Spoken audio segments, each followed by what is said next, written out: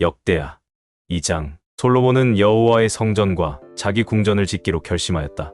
그래서 그는 전적으로 운반만 하는 사역군 7만 명과 산에서 돌을 뜨는 석수 8만 명과 작업 반장 3,600명을 동원하고 두로의 히람 왕에게 이런 전가를 보냈다.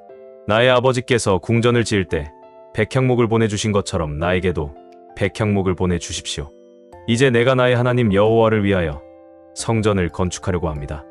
이것은 내가 여호와 앞에서 분향하며 항상 거룩한 빵을 차려놓고 아침과 저녁 그리고 안식일과 초하루와 그 밖에 우리 하나님 여호와의 명절 때마다 번제를 드리는 곳이 될 것입니다. 하나님은 이스라엘 백성에게 항상 이렇게 하라고 명령하셨습니다. 내가 큰 성전을 건축하려고 하는 것은 우리 하나님이 다른 어느 신보다도 위대하시기 때문입니다. 그러나 누가 실제로 하나님을 모실 만한 성전을 건축할 수 있겠습니까? 가장 높은 하늘이라도 그분을 수용하기에는 부족합니다. 그런데 내가 어떻게 그 어마어마한 성전을 지을 수 있겠습니까? 다만 내가 짓고자 하는 것은 그분에게 분향할 장소에 불과합니다. 이제 당신은 조각에 능하고 금과 은과 동과 철을 다룰 줄 알며 자색, 홍색, 청색 실로 천을 짤 줄 아는 기능공 한 사람을 보내주십시오. 그는 내 아버지가 선발해 놓은 유다와 예루살렘의 기능공들과 함께 일하게 될 것입니다. 그리고 레바논 숲에서 생산되는 백향목과 잣나무와 백단목도 좀 보내주십시오. 내가 알기에도 당신의 종들은 벌목을 잘함으로 그들을 도울 사람만 보내겠습니다. 내가 지으려는 성전이 크고 화려함으로 많은 목재를 준비해 주셨으면 합니다. 그 대가로 내가 당신의 일꾼들에게 밀가루 4,400kl, 보리 4,400kl, 포도주 440kl, 감람기름 440kl를 주겠습니다. 그래서 히람 왕은 솔로몬 왕에게 이런 회답을 보냈다.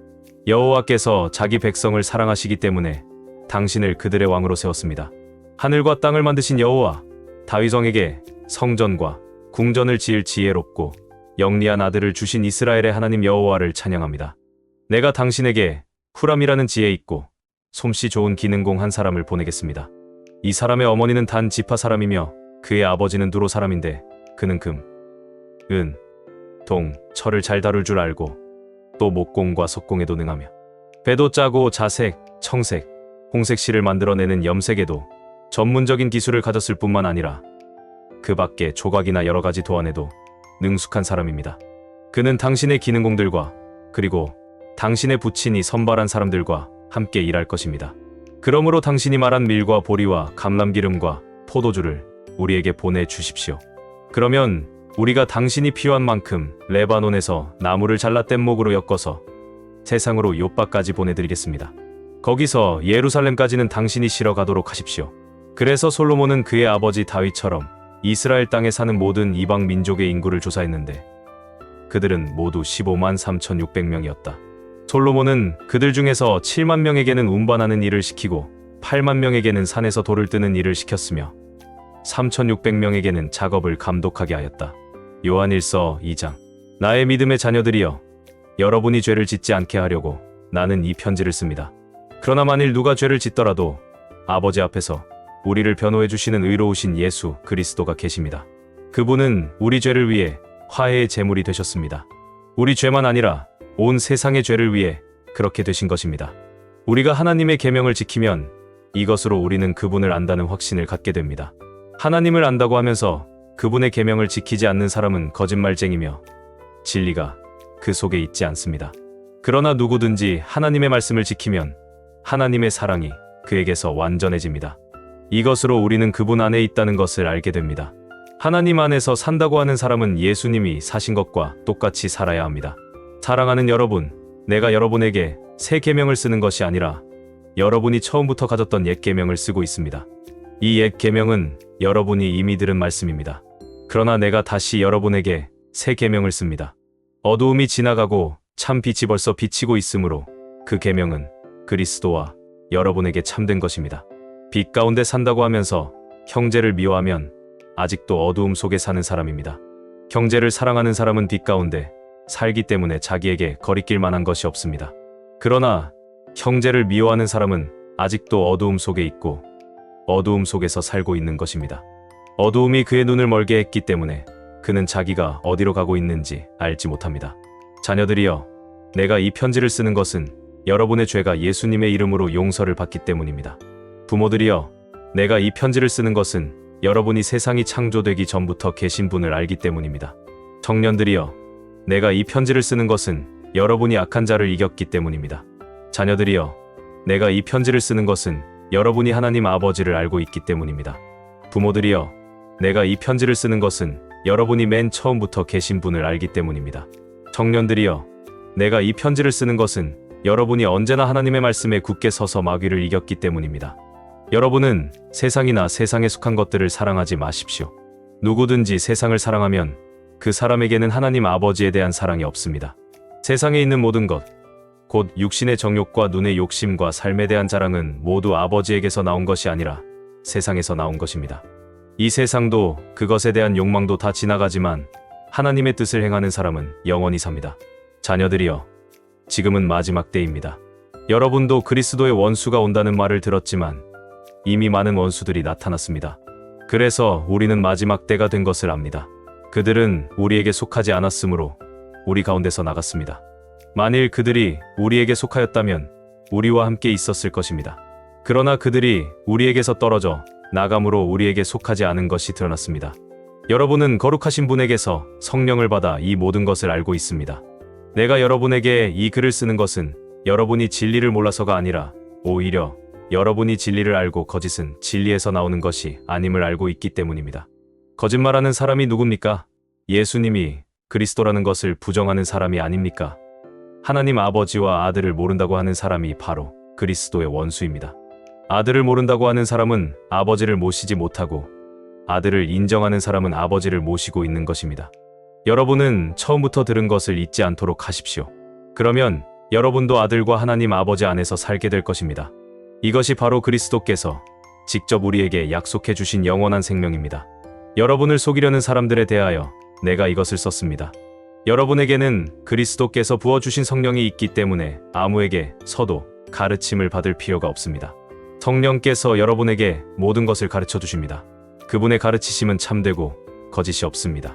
그러므로 성령님이 가르치신 대로 여러분은 언제나 그리스도 안에서 생활하십시오. 자녀들이여, 여러분은 그리스도 안에서 사십시오. 그러면 그리스도께서 다시 오실 때 부끄러움을 당하지 않고 떳떳이 그분을 뵙게 될 것입니다. 하나님이 의로우신 분이라는 것을 안다면 의롭게 사는 사람들이 모두 그분의 자녀들이라는 것을 잊지 마십시오. 나훔 1장. 이것은 엘고스 사람 나훔이 니느웨에 대하여 계시받은 말씀이다. 여호와는 시기하시며 보복하시는 하나님이시다. 여호와는 보복하시며 분노하시되 자기 대적에게 보복하시고 자기 원수에게 분노를 품으신다. 여호와는 좀처럼 화를 내지 않으시고 그 능력이 크시지만 죄인을 벌하지 않은 채 그대로 내버려두는 법이 없으시다. 여호와의 길은 회오리바람과 폭풍 속에 있고 구름은 그 발밑에 티끌이다. 그가 바다를 꾸짖어 말리시고 모든 강들을 마르게 하시니 바산들과 갈멜산이 메마르고 레바논의 꽃이 시든다. 여호와 앞에서 높은 산들이 진동하고 야산이 녹으며 땅이 흔들리고 세계와 그 가운데 사는 모든 자들이 떠는구나. 누가 분노하신 여호와 앞에 설 수 있으며 누가 그의 무서운 진노에 살아남을 수 있는가? 그가 진노를 불처럼 쏟으심으로 그 앞에서 바위들이 깨어진다. 여호와는 선하시고 환난 때에 피난처가 되시며 자기를 신뢰하는 자들을 보호하신다. 그가 큰 홍수로 자기 대적들을 쓸어버리고 그들을 흑암으로 쫓아내실 것이다. 너희가 여호와께 무슨 음모를 꾸미느냐? 그가 너희를 완전히 멸망시킬 것이니 다시 칠 필요가 없을 것이다. 뒤엉킨 가시덤불 같고 술 취한 사람 같은 그들은 바싹 마른 지푸라기처럼 불에 타서 없어질 것이다. 니느웨야, 여호와께 악을 꾀하는 한 사람이 내 가운데서 나와 악을 권유하고 있다. 여호와께서 말씀하신다. 아시리아 사람들이 아무리 강하고 수가 많아도 그들은 멸망하여 사라질 것이다. 유다야, 지금까지 내가 너를 괴롭혔으나 더 이상 너를 괴롭히지 않을 것이다. 이제 내가 아시리아 왕이 매게 한 너의 멍에를 깨뜨리고 너를 묶고 있는 사슬을 끊어버리겠다. 니느웨야, 여호와께서 너에 대하여 말씀하셨다. 내 이름이 더 이상 존재하지 않을 것이다.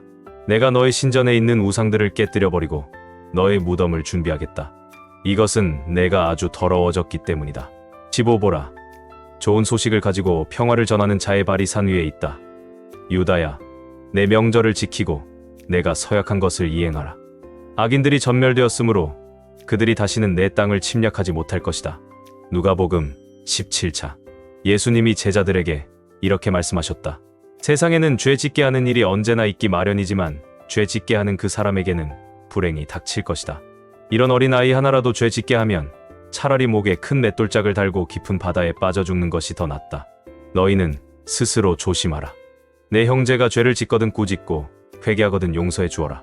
그가 하루 7번이나 내게 죄를 짓고 그때마다 와서 잘못했다고 빌면 용서해 주어라. 사도들이 주님, 우리에게 더 큰 믿음을 갖게 해 주십시오 하자 주님께서 이렇게 말씀하셨다. 너희에게 겨자씨 한 알만한 믿음이라도 있으면 이 뽕나무 덜어 뿌리째 뽑혀 바다에 심겨져라 해도 그대로 될 것이다. 너희 중 어떤 사람에게 밭갈이나 양치는 일을 맡은 종이 있다고 하자. 그가 밭에서 돌아오면 어서 이리 와서 앉아 먹어라 할 주인이 있겠느냐? 오히려 그에게 너는 내 저녁부터 준비하고 내가 먹고 마시는 동안 시중들다가 내 식사가 끝난 다음에 내가 먹고 마셔라 하지 않겠느냐? 시키는 대로 했다고 해서 주인이 그 종에게 고맙다고 하겠느냐? 이와 같이 너희도 명령받은 것을 다 수행하고 나서 우리는 아무 쓸모없는 종입니다. 그저 해야 할 일을 했을 뿐입니다. 하고 말하라. 예수님이 예루살렘으로 가시는 길에 사마리아와 갈릴리 사이로 지나가시게 되었다. 예수님이 어떤 마을에 들어가시자 문둥병자 10사람이 예수님을 만나 멀리 서서 큰 소리로 예수 선생님, 우리를 불쌍히 여겨 주십시오 하고 외쳤다. 예수님은 그들을 보시고 제사장들에게 가서 너희 몸을 보여라 하고 말씀하셨다. 그들은 가는 도중에 몸이 깨끗하게 되었다.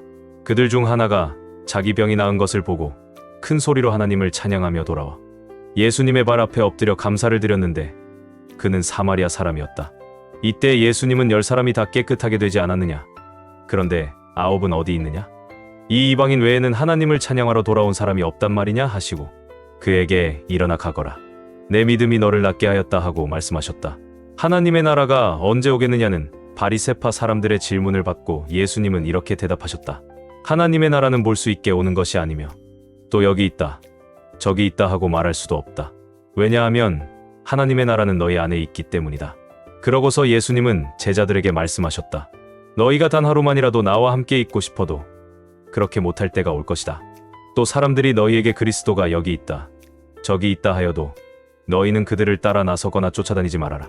마치 번개가 하늘 이편에서 번쩍하여 저편까지 비치듯이 내가 오는 날도 그와 같을 것이다. 그러나 나는 먼저 많은 고난을 당하고 이 세대 사람들에게 버림을 받아야 한다. 내가 올 때에는 세상이 노아의 시대와 같을 것이다. 사람들은 노아가 배에 들어가는 날까지 먹고 마시고 장가가고 시집가다가 홍수가 나자 모두 멸망하고 말았다. 또 내가 올 때에는 롯의 시대와도 같을 것이다. 사람들이 먹고 마시고 사고 팔며 파종하고 집을 지었지만 롯이 소돔에서 나가던 바로 그날의 하늘에서 불과 유황이 비 오듯이 쏟아져 모두 멸망하고 말았다. 내가 나타나는 날에도 그럴 것이다. 그날에는 지붕 위에 있는 사람이 집 안에 물건이 있다고 해서 그것을 가지러 내려가지 말고 들에 있는 사람도 집으로 돌아가지 말아라. 롯의 아내를 생각해 보아라. 누구든지 자기 생명을 지키려고 하는 사람은 잃을 것이며 자기 생명을 버리는 사람은 보존할 것이다. 내가 분명히 말해둔다. 그날 밤에 두 사람이 한 침대에 누워 있어도 하나는 데려가고 하나는 버려둘 것이며 두 여자가 함께 맷돌을 갈고 있어도 하나는 데려가고 하나는 버려둘 것이다. 두 사람이 밭에 있어도 하나는 데려가고 하나는 버려둘 것이다. 그때 제자들이 주님, 어디서 그런 일이 일어나겠습니까? 하고 묻자 시체가 있는 곳에는 독수리가 모여들기 마련이다 하고 예수님이 대답하셨다.